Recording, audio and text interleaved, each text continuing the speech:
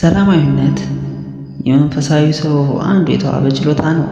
እርሱም የልብን፣ የሐሳብን፣ የስሜቶችን፣ የጠባይንና የአንጎልን ሰላማዊነት ያጠቃልላል።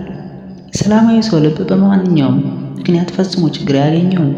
ምንም ያህል ችግር ቢደርስበትም ሰላሙን አያጣም። ነቢዩ ዳዊት ሰራዊትም ቢሰፍርብኝ ልቤ አይፈራም፣ ሰልፍም ቢነሳብኝ በዚህ እተማመናለሁ እንዳለ ይህ ከእምነት የሚመጣ የሰላም አይነት ነው። አንድ ሰው ውስጣዊ ሰላሙን ካጣ ሁሉም ነገር በእርሱ እይታ ይረበሻል። ቀላሉ ነገርም ውስብስብ ይመስለዋል። ይህ ውስብስብነት ከውጭ ሳይሆን ከውስጥ የሚመጣ ነው። ልብ ሰላም ሲሰፍንበት አእምሮም እንዲሁ ሰላም ይሰፍንበታል። በዚህ ጊዜ አንድ ሰው ችግሮችን በሰላም ያስወግዳል እንጂ ጥንካሬን አያጣም። የልብና የአእምሮ ሰላም ያለው ሰላማዊነትን በሐሳብና በድርጊት ሊያገኙ ይችላል።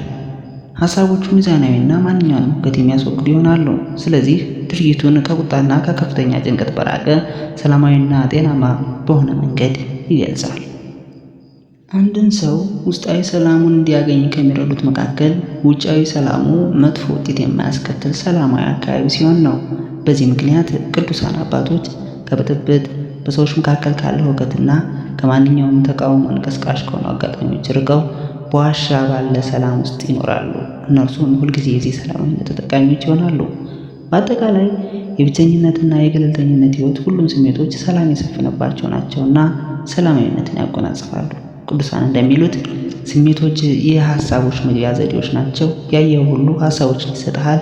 ነገር ግን ስሜቶችህ ወሬዎችን ከመሰብሰብ ነፃ ከሆኑ ከሐሳቦች ነፃ ትሆናለህ። ጸጥ ያለ ቦታ ስሜቶች ጸጥ እንዲሉ ይረዳል። አስከትሎም ወደ ሐሳቦች፣ ወደ ልብና ወደ አእምሮ ሰላማዊነት ይመራል። ብዙ ሰዎች የአእምሮ ሰላምን በመፈለግ ሁከት ያለባቸውን ቦታዎች የሚርቁት ለዚህ ነው። ሰላምን የሚወዱ በሙሉ ኃይላቸው ይፈልጉታል። ነገር ግን አንዳንዶች ሐዘንን ሳይፈጥሩ፣ ፍቅርን ሳያደፈርሱ፣ እንዲሁም ሰላምን ሳያናቁ መኖር አይችሉም። ሰላማዊነት እነዚህን ሰዎች አሰልቺ ያደርጋቸዋል። ይቆያል።